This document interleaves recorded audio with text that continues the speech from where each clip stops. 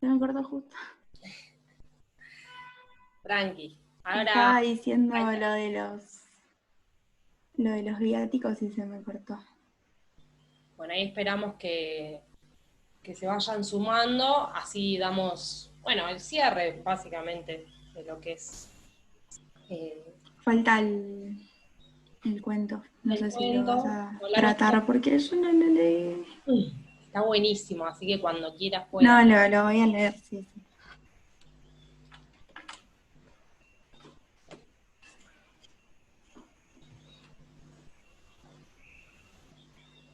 Ahí avisé que entrábamos de nuevo.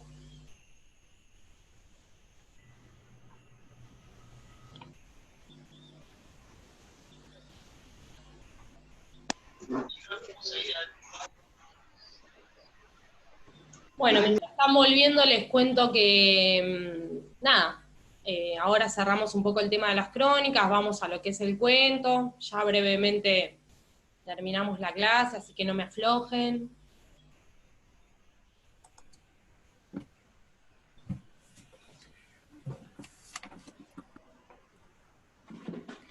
Ay, me Bueno, cago. mientras le cuento que estuve un poco retrasada con la corrección de algunos trabajos, me quedan más o menos como 15 eh, enviarles, así que seguramente en el transcurso de ahora, de estas horas, termine de corregir todo.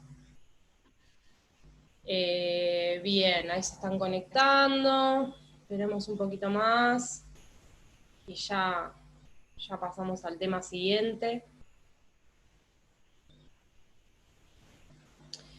Bueno, para dar un cierre a lo que estaba justo comentando Bianca, nada, tener en cuenta también cuáles, o sea, identificar a medida que vayamos leyendo crónicas, identificar cuáles son las herramientas que nos brindan, ¿no? Para poder contar una historia determinada. Ahí se conectó Seba, creo que bueno, estamos más o menos los mismos que hoy. Nada, les decía recién que para cerrar el tema, identificar en cada crónica que vayamos leyendo de qué herramientas se vale, ¿no? Que son muchísimas, que tienen que ver con fuentes, tienen que ver con datos duros, que tienen que ver con descripciones, ¿sí? Que nos lleven a ese lugar, y con cosas también que por ahí se hayan dicho sobre eso. Después teníamos para leer lo que es un cuento que me pareció que estaba bueno para cerrar un poco esto de las descripciones y del diálogo. Es un cuento bueno, que tiene mucho diálogo y muy buenas descripciones. Es el cuento Hay unos tipos abajo, de Antonio Dalmaceto. No sé si todos lo llegaron a leer, es un cuento un poco largo, y bueno, estamos casi a fin de año y a veces nos cuesta un poquito. Primero y principal decir que, bueno, que se los recomiendo, si no lo leyeron, que lo puedan leer, si no es ahora ya, que lo lean para la vida. Es un cuento que se relata en el contexto del Mundial de Fútbol 78, sobre la historia de Pablo, un periodista también, que con dichos de su amiga, novia, no sabemos bien, Ana, se empieza a perseguir porque dice que hay unos tipos abajo de la casa que lo están vigilando, ¿sí? Ese es como el arranque que tiene el cuento, y lo que hace es ir contando cómo esa paranoia va creciendo a medida que pasan los días, pero que va creciendo también por el contexto en el que se vive, ¿no? Esto que decir que está ambientado en el contexto 78 nos hace pensar también que estaba bajo una dictadura, y que también estábamos teniendo un mundial que se usaba también como máscara para que no se vean otras cosas, para que no se hablen de otras cosas. Y también nos hace ver todo el tiempo la paranoia esta de Pablo, no solo cómo va creciendo a lo largo de todo el cuento, sino también el por qué, ¿no? Digo, justamente Pablo es periodista, entonces cree tener motivos para ser vigilado. pese a que él crea que sus noticias o su forma de escribir no está comprometida, el contexto de la época es el que le marca el pulso y le dice, bueno, sí, ¿no? Y nosotros bien sabemos por la historia de nuestro país que muchos fueron perseguidos por lo que escribían, por cómo lo decían o por el rol que ocupaban. A medida que va pasando la historia, no les quiero spoilear mucho qué es lo que sucede al final, por si no lo leyeron, también grafica un montón de secuencias que tienen que ver con esta paranoia que se vivía y para reflejar un poco la época. En un momento, Pablo va a la casa de unos amigos, donde les cuenta la situación en la que estaba, y claramente Antonio Dalmaceto cuenta bárbaro cómo esos amigos comienzan a tener miedo. Miedo de tener a Pablo en su casa, miedo de haberle abierto la puerta, ¿no? Y bueno, que eso nos refleja claramente a una época que hubo en nuestro país, digo, el algo habrán hecho, ¿no? Eh, entonces, la desconfianza que se generaba entre pares también, que tienen que ver con eso. Seba. No, perdón, profe, te interrumpo. Yo leí solo la introducción, o sea, al principio, pero ya al toque como que se intuye eso, porque dice que él, a pesar de considerarse un periodista que omite un montón de cosas, como que se repersigue cuando pasan los autos tocando bocina, festejando por el partido, y no se suma, digamos, al festejo por toda esa persecución que tiene encima todo el tiempo. Claro. ¿No? Y Es muy además de lo que interesante dice. también, Sí, perdón, sí, Pau. Paola. Es muy interesante también cómo uno se mete en el personaje y base a las descripciones se va sintiendo dentro de Pablo, de ese periodista, de que le agarra paranoia, de que describe a tal punto el movimiento de una cucaracha para dar contexto del lugar en donde estaba viviendo en X momento.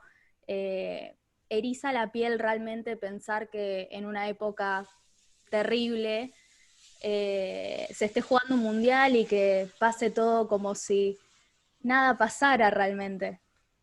Bueno, parte de eso y de lo que dijo un poquito Seba tiene que ver cuando él dice se escuchaban los bocinazos y mientras pasa toda esa situación él va teniendo paranoia. Porque también lo que quiere contar el autor en este cuento es que mientras se festejaban, ¿no?, los resultados del Mundial Argentino, en el país también estaban pasando otras cosas. En el país desaparecían gente, la torturaban, la secuestraban, se robaban bebés, digo, no necesita decirlo.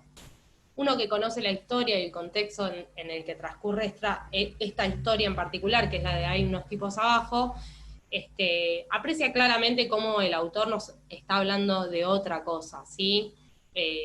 No solo de un caso particular que le está sucediendo a un tipo, sino que tiene que ver con el contexto en donde estaba pasando. Por eso también las descripciones cuando refleja que todos van, que uno se lo puede imaginar, ¿no? Todos van en el auto de dale, Argentina, loco, papelito, porque lo hemos vivido, no en esa época, pero en otras,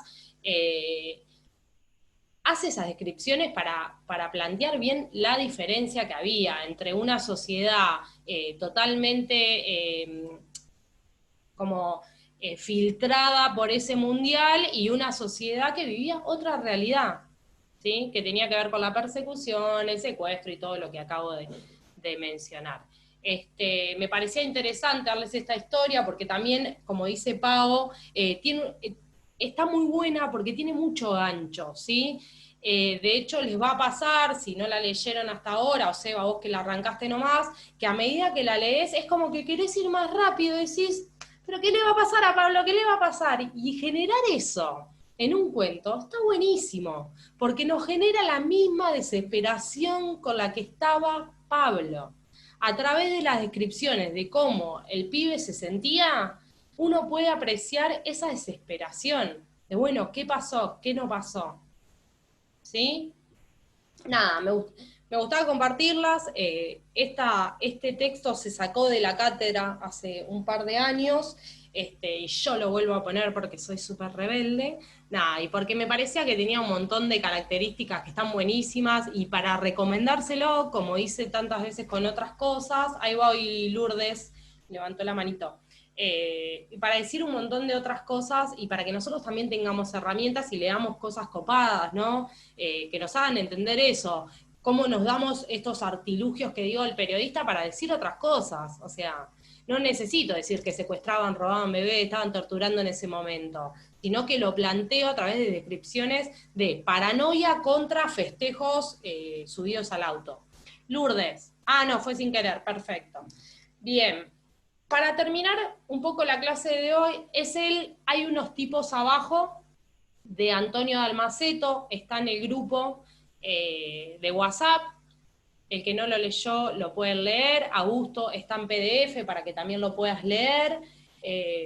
Si no lo leyeron, no tenían que hacer ningún trabajo sobre eso. Es más que nada para repasar un poco cómo se utiliza el diálogo, ya que muchos utilizaron diálogo en el relato del asado de Campo de Mayo.